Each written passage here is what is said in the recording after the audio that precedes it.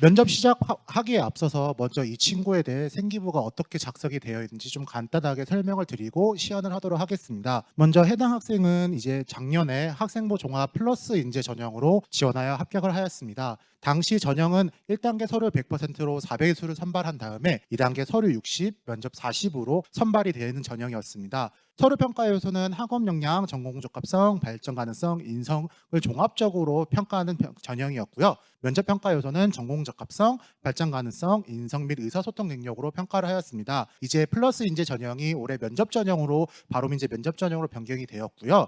그러다 보니 1단계 서류는 이제 4배수가 5배수로 변경이 되었습니다. 또한 2단계에선 서류 50, 면접 50으로 평가 요소가 바뀌었습니다. 또한 전년도에는 이제 종합적인 평가였다면 올해는 학업 역량 25%, 전공 적합성 35%, 발전 가능성 20%, 인성 20%로 평가를 하고 있습니다. 학생에 대해서 이제 말씀을 드리도록 하겠습니다. 이 친구 같은 경우에는 출결 및 특이 사항으로 3년 개근 성실이었습니다. 또한 자율 활동을 보면 1학년, 3학년 학급 임원이었고 2학년 때 수학 축전에 참여하여 탐구심을 높임이라고 적혀 있었습니다. 동아리 활동은 이제 일반 동아리로는 이제 코스모스라는 수학 관련 동아리를 했었고요. 자율 동아리는 독토 동아리, 난길초화라는 과학 동아리를 했었습니다. 봉사활동을 보면 청소년 수련관에서 지속적으로 봉사활동을 했다라고 적혀 있었고요. 어떠한 협의회에서 주관하는 탈북학생 지원용 학습지 제작 활동에 참여를 했다라고 명시가 되어 있었습니다. 진로활동 같은 경우에는 1학년 직전 체험 프로그램에서 어린이집 일일 교사를 체험을 했다라고 적혀 있었고 2학년의 경우에는 진로 상담 활동을 통해 통계학과의 정보 탐색과 학습 계획을 수립했다라고 명시가 되어 있었습니다. 교과학습 발달 사항을 보시면 전 과목 평균 3.5에서 4.5등급이고 약간 하향 곡선을 그리고 있었습니다. 2학년 때 교육학을 이수를 했었고요. 3학년 경우 학렬과 통계 시간에 진로와 관련된 통계 자료를 찾아 해석하고 분석하는 활동을 했다라고 명시가 되어 있었습니다. 다음은 독서활동 상황입니다. 통계 관련된 책과 수학 및 과학 관련된 책을 다수 독서했다라고 되어 있고요. 행동 특성 및 종합 의견에서 튀거나 강하진 않지만 공정하고 합리적으로 학급 행사를 원래 목적에 맞게 충실히 이끌어가는 남다른 힘을 가지고 있다라고 되어 있습니다. 분석적 사고력이 뛰어나 빅데이터 학과에 대한 지대한 관심을 보인다고 명시가 되어 있고 수학 교과 외에도 과학 과목에 흥미를 가지고 있으며 다른 여러 교과 활동에서도 성실성을 인정받음이라고 명시가 되어 있습니다. 그럼 이제 면접을 시작하도록 하겠습니다. 안녕하십니까. 네, 안녕하세요. 네, 자리에 앉아주시고요. 데이터 사이언스 학과를 지원한 가번호 1번 친구 맞을까요? 네, 맞습니다. 네, 저희가 면접을 진행하니 이제 너무 긴장하지 마시고 차분하게 저희 질문을 듣고 답변을 해주시면 좋을 것 같습니다.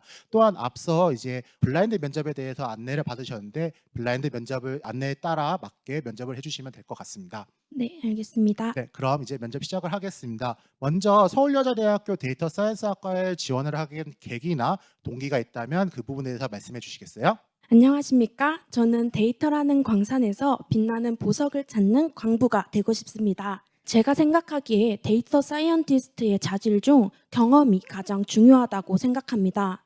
서울여대의 데이터 사이언스 학과의 경우 실무 연계 프로젝트와 장기 프로젝트인 캡스톤 디자인 활동을 통해서 학기 도중 실무적인 경험을 직접적으로 체험할 수 있는 기회가 있다고 보았습니다. 이 일을 보고 제가 원하는 목표를 이루기에 가장 적합하다고 생각하여 서울여대의 데이터 사이언스 학과에 지원하게 되었습니다. 우선 긴장 많이 되죠. 긴장 푸시고요. 우선 데이터 사이언티스트라는 꿈을 키워왔다고 하셨는데 데이터 사이언티스트라는 직업군을 어떻게 알게 되셨어요? 통계에 관심을 가지고 찾아보다가 데이터 사이언티스트라는 직군을 알게 되었는데요. 통계에 관심을 가진 것은 통계 대회에 나가고부터였습니다. 1학년 때는 통계대회에 나갔을 때 통계 지식을 알지 못해서 좋은 성과를 이루지 못했지만 이후 통계에 관심이 생겨서 책을 읽고 지식을 쌓은 후에 2학년 때 다시 도전하여 좋은 성과를 이뤄냈습니다.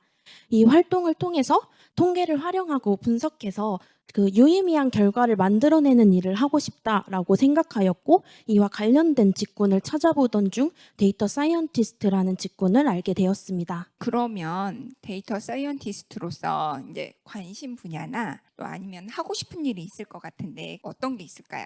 그 통계를 분석해서 유의미한 결과를 만들어내는 일이 정말 재미있었습니다. 그래서 그 전부터 제가 관심이 있었던 마케팅과 이를 접목시켜서 소비자가 어떻게 하면 더 마케팅에 끌릴 수 있는지를 연구하는 데이터 사이언티스트가 되고 싶습니다. 고등학교 때 이제 다양하게 마케팅도 공부하고 여러 다른 분야도 공부를 해왔는데 혹시 통계하고 관련해서 이제 학업 활동 경험이 있으면 소개해 줄 수 있을까요? 제가 고등학교 3학년 생명과학 2 시간에 보건의료 통계를 활용해서 보고서를 작성하는 활동을 하였습니다.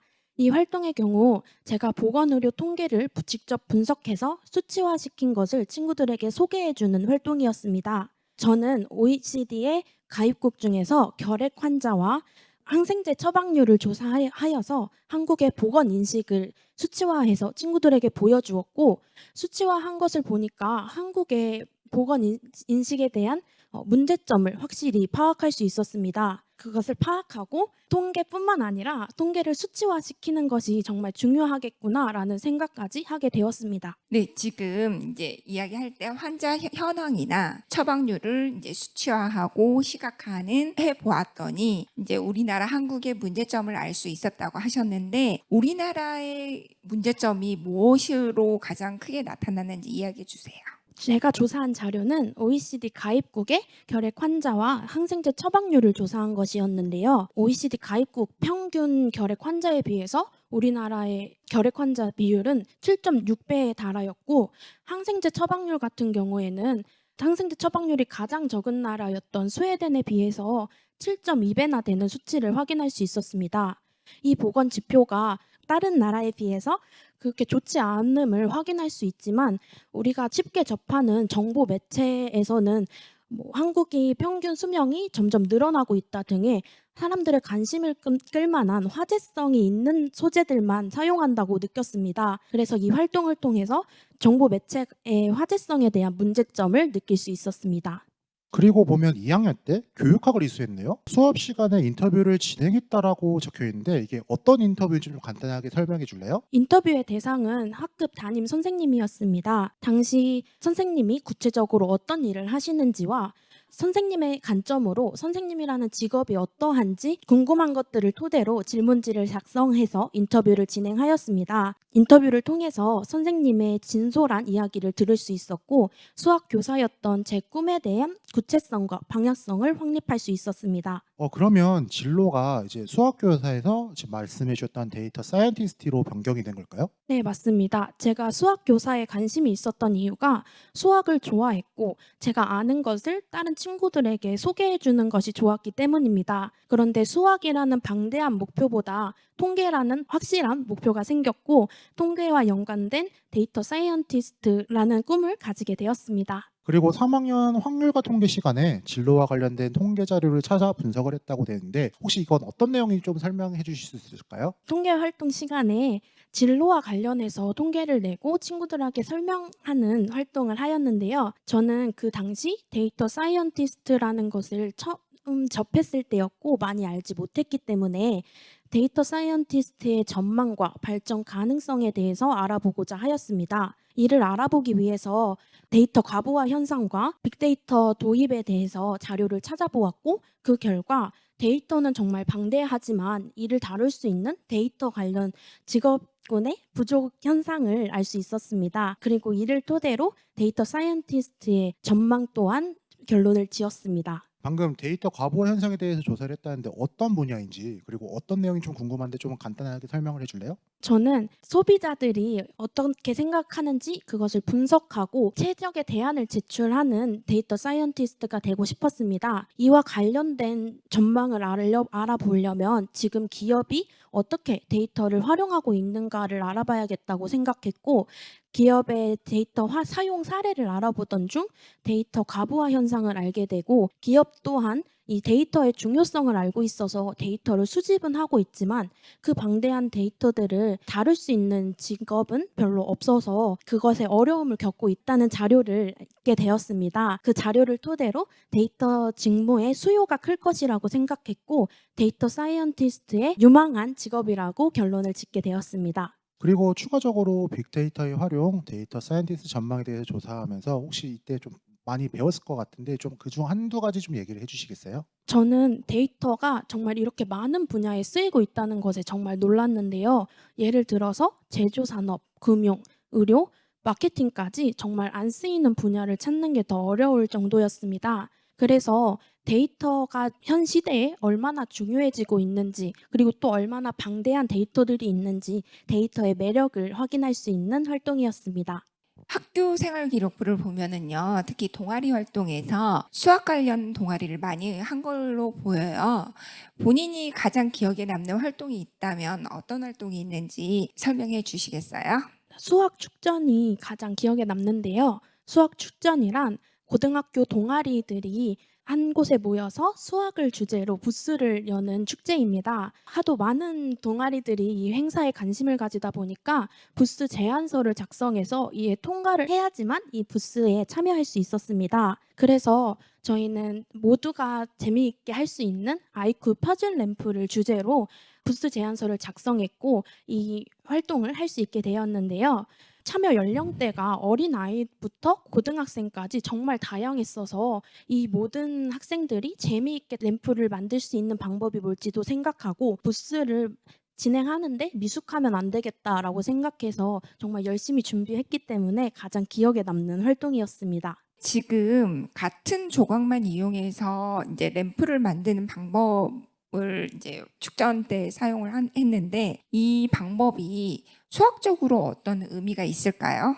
이 램프는 도형의 성질을 이용한 램프인데요. 그 중에서 카탈란 다면체를 이용한 램프입니다. 카탈란 다면체랑 정 다면체의 각 면의 중점을 깎아서 만든 준정 다면체의 쌍대 다면체입니다. 이 카탈란 다면체를 활용하면 도형의 개수에 따라서 하트, 꽃, 공 등 정말 여러 가지 모양의 램프를 만들 수 있었습니다. 그러면 동아리 친구들과 함께 준비하면서 조금 어려운 점이 많았을 것 같아요. 그럼 어려운 점이 혹시 없었는지 좀 궁금한데요. 이 램프를 만드는데 방법은 정말 간단했는데 이것을 계속 똑같은 작업을 하면서 만들다 보니까 중간에 많이 헷갈리는 부분이 있었습니다. 그 헷갈리는 부분을 풀지 못하고 바로 포기해버리는 부원을 제가 발견해서 저 먼저 그 램프 만들기에 익숙해진 후에 친구들에게 이 램프를 만들 때의 꿀팁이나 이게 헷갈려서 잘못 끼웠을 때 어떤 것을 발견하면 되는지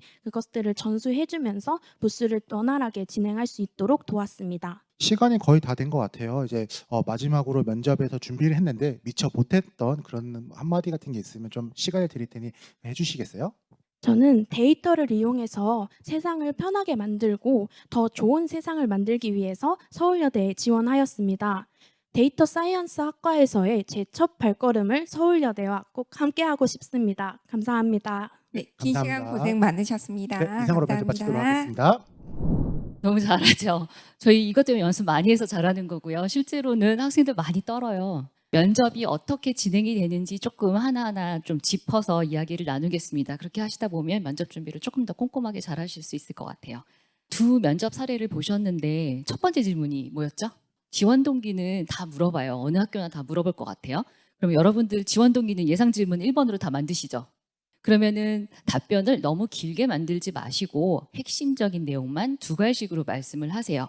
그러면 저희가 그걸 듣고 나서 이 친구 뭐를 했다고 했지? 그러면 추가적으로 얼마나 잘했나 물어보자라는 질문을 하게 됩니다. 오늘 그 질문을 쭉 들어보시면 답변의 근거에서 왜 그렇게 했을까? 어떻게 그렇게 했을까? 그래서 뭘 배웠을까? 이걸 계속 질문했잖아요. 면접 질문은 그렇게 주어집니다. 그러니까 어떤 상황에서 이 친구가 뭐를 어떻게 해서 결과가 어떻게 만들어졌고 어려운 점들은 어떻게 극복을 해서 결과가 어떻게 나왔을까? 이게 면접하는 그 구조거든요. 그러다 보니까 데이터 사이언스 친구한테는 우리가 뭘 물어봤죠? 관심 있는 분야 물어봤어요. 그러니까는 친구한테 지원 동기를 물어보니까 통계에 관심이 있다고 했죠. 그리고 동아리 활동을 하면서 통계에 관심 있다고 하니까 그러면은 고등학교 때 통계 관련해서 뭘 해봤어요?까지 다시 질문을 했어요. 이거는 생판으로 새로운 질문을 한 게 아니라 질문을 했고 답을 듣고 거기에서 근거해서 다시 질문을 한 거죠.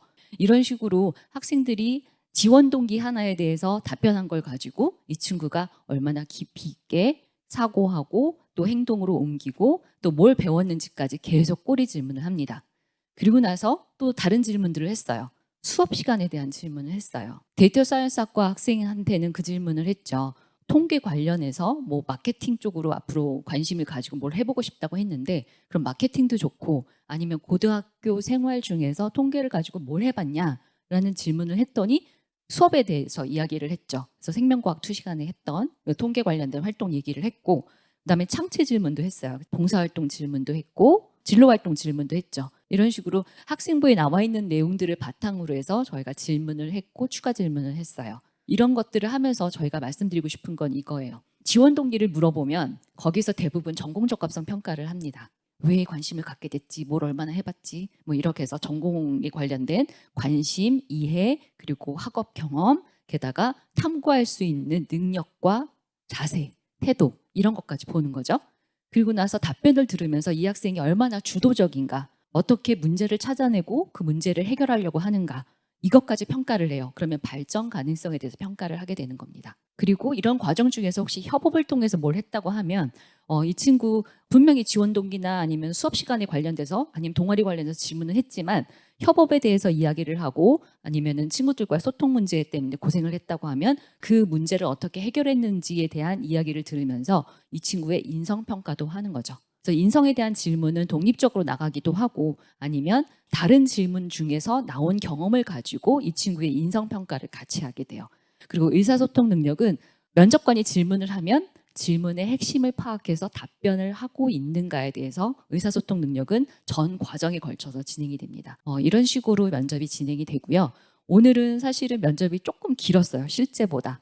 그 이유는 여러분들이 조금이라도 많은 사례를 통해서 면접이 이렇게 진행이 되는구나. 나는 어떻게 준비해야 되겠구나. 학생부를 꼼꼼히 봐야겠구나. 게다가 내가 썼던 보고서나 토론 자료나 이런 것들을 준비해 놓은 게 있으면 이것도 찾아서 내가 답변을 준비할 수 있어야 되겠구나.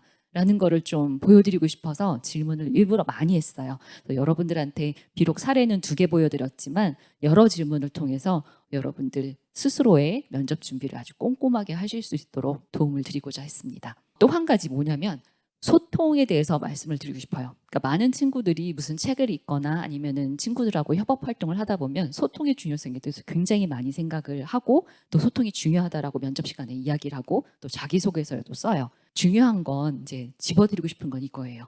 본인이 가지고 있는 소통의 맥락이 다 달라요. 오늘 선배님은 친구들과의 의사소통에 대해서 이야기하고 있지만 여러분들이 어떤 경험을 했냐에 따라서 뭐 실험실의 소통이 될 수 있고 아니면 책에서 읽었던 소통이 될 수 있고 아니면은 뭔가 만들어내는 데 있어서 선생님하고 소통일 수도 있고 학교 밖의 사람들과의 소통일 수도 있어요. 그럼 맥락이 다 다르죠. 그러면 그 맥락 안에서 소통에 대해서 이야기했으면 좋겠어요. 책을 읽었다고 하면 여러분들 되게 많이 읽는 책 중에 땡땡땡 뭐 콘서트 뭐 이런 거 있잖아요. 그런 거에 보면은 다 소통이 다 다르게 이야기되고 있는데 여러분들은 그거에 대해서 너무 피상적으로 생각하거나 아니면 이거를 암시적인 지식으로만 가지고 있어요. 이거를 명시적으로 끄집어내서 이게 소통이 맥락적으로 뭐고 나는 그래서 그 소통에 대해서 어떻게 생각하고 뭘 배웠나까지 이야기를 했으면 좋겠습니다. 되게 많이 하는 질문이고 답변이고 실수여서 그 부분은 또 특별히 콕 집어드렸습니다.